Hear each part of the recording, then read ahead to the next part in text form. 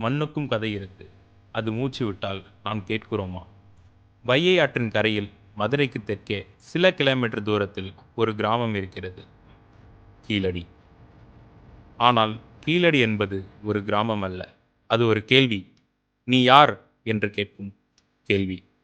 இந்த மண்ணை தோண்டிய போது நாம் வெறும் பாத்திரங்களை கண்டோமானால் இல்லை. நாம் ஒரு முழு உலகை கண்டோம். 2600 ஆண்டுகளுக்கு முன் இங்கு சாலைகள் இருந்தன, வீடுகள் இருந்தன, சிந்தனைகள் இருந்தன. கருப்பும் சிவப்பும் கலந்த மண்பாண்டங்கள் 1100 டிகிரி நெருப்பில் வடிவெடுத்தவை. சாதாரண மண் அல்ல அது. அது ஒரு இனத்தின் திறமை. அன்று இங்கு தொழில்நுட்பம் இருந்தது, கலை இருந்தது, வாழ்க்கை இருந்தது. நூற்பாலை இயங்கியது இம்மண்ணில். பட்டாடைகள் நெய்யப்பட்டன இம்மண்ணில்.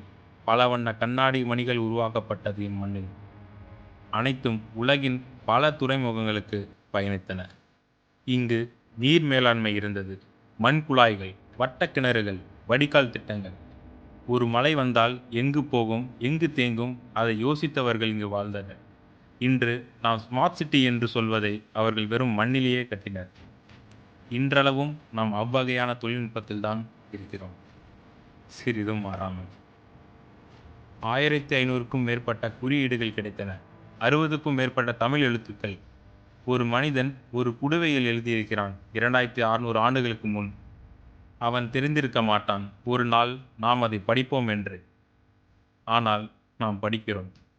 அவன் இன்னும் பேசுகிறான். நாம் கேள்விப்படுவோம். தமிழ் எவ்வளவு பழமையானது? கீழடி சொல்கிறது கேள்வி தவறானது. தமிழ் பழமையானதல்ல, தமிழ் நிலையானது. நம் மொழி வந்தது அல்ல, இந்த மொழி இருந்தது. நீ வாழ்வில் தடுமாறுகிறாயா? இந்த மண்ணை பார், இந்த பாத்திரங்களை பார், இந்த எழுத்துக்களை பார். உன் ரத்தத்தில் ஓடும் வரலாறு இது. நீ திடீரென்று பிறந்தவன் அல்ல.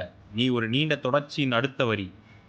கீழடி கேட்கிறது, நீ என்ன செய்கிறாய்?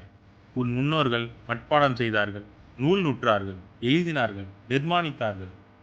நீ இந்த மண்ணின் வாரிசின். எழு. நம் குரல் ஓங்கட்டும், நம் இனம் நிமிரட்டும், தமிழ் வெல்லட்டும் நம்மோடு.